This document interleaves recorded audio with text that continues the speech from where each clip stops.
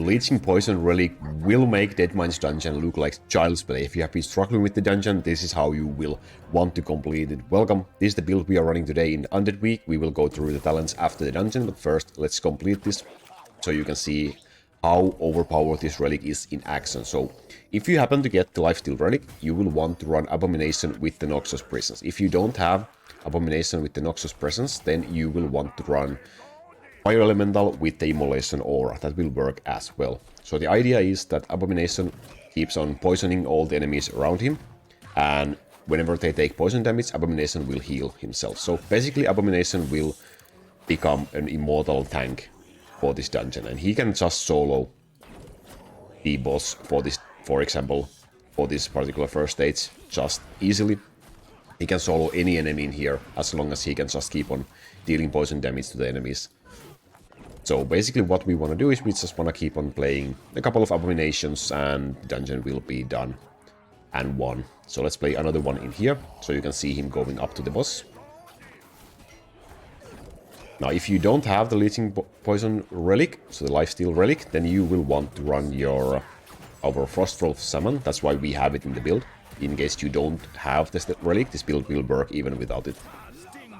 So in that case, the Frostwolf Summon will keep on healing the Abomination from behind, and hopefully Abomination will be able to deal more damage before eventually getting healed. It will die if you don't have the Lifesteal Relic, but it will live for a very long time with a healer backing it up. Unless something like a Prowler comes and kills it. But for example in here we are just fine defending ourselves. Abomination is completely at full health over here with the Lifesteal Relic. Completely, look at this. He's stunned, he's getting attacked by 5 different enemies, full health all the time. That's how powerful this relic is. So basically we have already won this. We just have to wait. I don't really have to even play anything and we will win. So let's keep on playing stuff so we might be able to complete this a little bit faster, so we get to the second stage. The Tauren is something you have to look out for whenever you are playing, whether you have the relic or not. You will want to play something to defend. If you run in unbound units, you can drop them on the pipeline.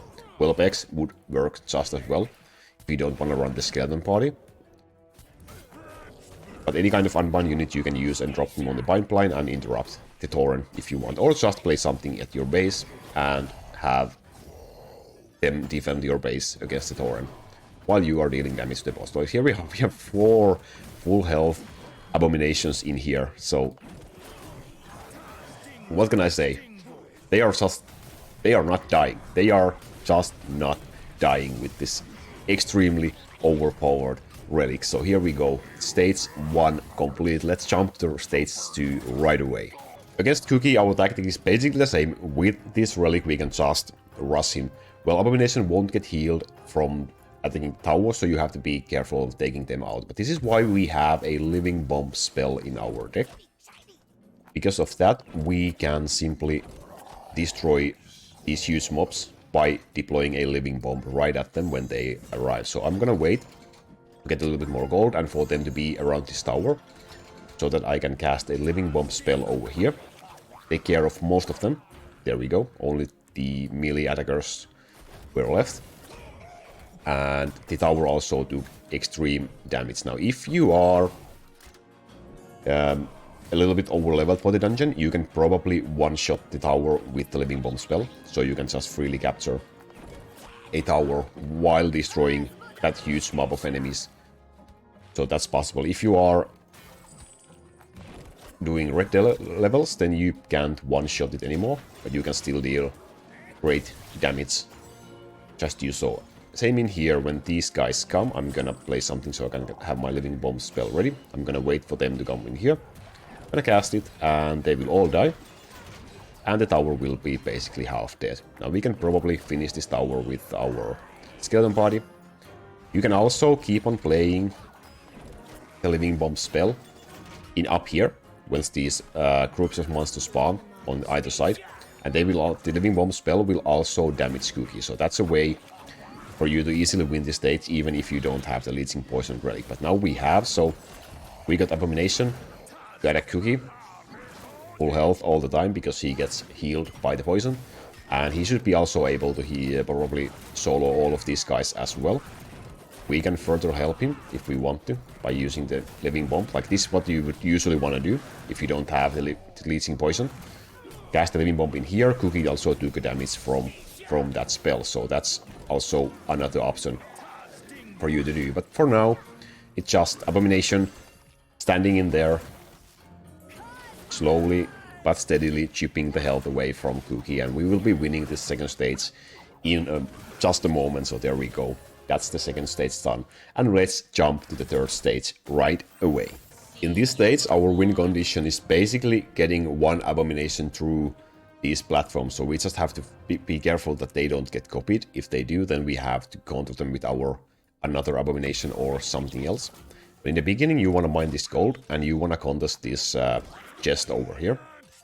Unfortunately, we don't have our Abomination ready, so we will be playing other stuff until he comes. There he goes.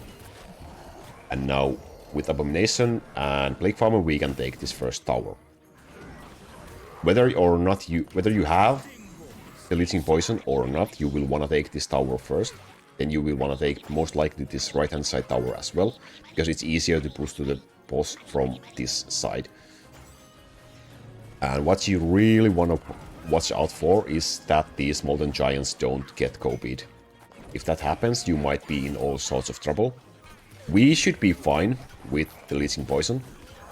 But if you don't have that, then you might be in trouble. So for now, I'm gonna play Skeleton Body over here, so that one of the skeletons will get copied instead of the Molten Giant. That's gonna make your life so much easier. You don't even believe me. And I'm gonna play another Abomination in here to counter the Molten Giant, counter the Safe Pilot. And Plague Farmer, with the Splashing Pumpkin's talent, can outrange towers. There you go. So if nothing comes and kills the Plague Farmer, like that, well, if that didn't happen, it would have been a free capture for us for this tower. Now, we got a bunch of Ogre Mages, but look at this. Abomination, dealing with all of them, and healing himself at the same time. So, again, completely full health after destroying all of those. That's just how powerful, how absolutely broken really the relic is. And now again, what we want to watch out is that something strong might get copied. So I'm gonna wait a little while. I'm gonna again play Skeleton Body over here so we don't get more Ogre Mages. And now we are making our way. We can probably snag this Abomination through the platform if it doesn't stay over there, which is not really great for us. Please move. Please move, please move, please move. Thank you. What is getting copied is the Frostwolf Shaman. Well, that should be fine. I'm gonna play another Abomination over here. That will take care of it. And here you go. Well, this Abomination takes care of them anyway. I'm gonna use Living Bomb in here to get rid of this Bat Rider, because my Abomination can't hit flying enemies. There we go. Now we can take this second tower, and then we can advance to the boss. Well, this Abomination will get to the boss eventually, and we'll be able to kill it. We're just gonna be making it a little bit faster. And again, I'm gonna play, I think the Kobold will be copied, so I don't have to play anything else in here. There we go. So now that happened, I'm gonna play the Skeleton Body behind the Abomination. Whether or not you have the Lifesteal Relic, you will want to do this anyway, because you will have some ranged attackers attacking Sneed for free. The Ogre Mates and the Tauren are a little bit of an annoyance, but they should be killed in a moment. Now we do have 2 Abominations in, which is really convenient for us. Our leaders got copied. This would be some sort of a trouble, maybe, without the Lifesteal Relic. But if you can get Plague Farmer on this bridge, he can just rain destruction from above to any enemies going under it. So if something really nasty gets copied, you can just try to place your Plague Farmer on the bridge, so he can just poison everything and deal area damage to all of those enemies. But there you go. That's so simple. You can push the red levels really far with this relic. If you happen to get this on any leader, this is not just for this single particular leader. This build works for any of these leaders with this relic, or even without this relic. But with this relic, it's just so, well, I don't know. You practically can't lose with the Lifesteal Relic. So if you have the option to pick that relic, do it. And now this is the build we were running now. I'm gonna show, as on Sylvanas, I'm running the same build, except I'm having the Whelp in here instead of the skeleton body. So if you want to run something instead of skeleton body, you can run other unbound units as well, like we discussed in the first stage. So our leader is running the Bane talent. So this build works for any leader, so whether you want to run any of these undead leaders, it will work just as well. But let's go through the mini talents. So Splashing Pumpkins for Plague Farmer is extremely strong talent because of the range increase. It can outrage towers, like you saw in the third stage. So you can basically solo towers with the Plague Farmer and also rain so much destruction from the behind if you have any tank of any kind of a tanking for the Plague Farmer, which is why we have the Abomination in here.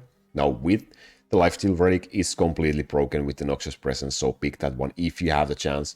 Even if you don't, the Noxious Presence is still really strong talent to use. You can also use the Cannonball if you want to have that one. It will kind of work also in synergy with our healer, with the stun at 50% health. Our healer of the build is the Frostwolf Shaman with the Earth Shield. Now, Frostwolf Shaman will help that Abomination to stay alive longer, so it can tank more and deal more damage to the front lines. So if you don't have the Lifesteal Relic, then Frostwolf Shaman plus Abomination is your combination to go for any of these leaders. And as you saw in the second stage, Living Bomb is your easiest win condition for the second stage. Now, no matter what talent you are using, I'm using Burden of the Fate. You can also use Chain Reactant. You can also use Blast Radius if you want to. It doesn't really matter. But with Living Bomb, you can annihilate those groups of enemies. You can also use it at the same time to deal free damage to towers, even capture towers with single spell, or to deal great damage to Cookie. So it's really like, this is the simplest win condition for the second stage of this dungeon. With or without the Lifesteal Relic, it doesn't matter. This is the easiest thing you can do. Now in here I'm running these skeletons, as in our cycle slot, mainly for a couple of reasons. You can additionally push towers in the second stage if you need. You will get 5 skeletons with the Exhume talent. Or you can feed these skeletons to the copying machines in the third stage. That's also really good. Or you can just capture the meeting stones in the first stage. So that's the reason I have an unbound unit in this deck. If you don't want to run the skeleton body, you could run something else that cycle. You could run basically, well, Quillbore could be an option. Defias Bandits could be an option, but then they're not unbound, so you can't really feed them to the copying machines. But with Defias Bandits, you can get so much gold in the second stage if you want to run that with the Lockpick talent, so that's also an option. But you can basically run other cycle units, Dark Iron Miner as well, chickens as well, maybe even spiders or murlocs for this dungeon. But this is something I found highly effective, even without the Lifesteal Relic. There we go. That's the build of the week. Let me know what you think. See you in the next time. Thank you very much for watching. Laku out.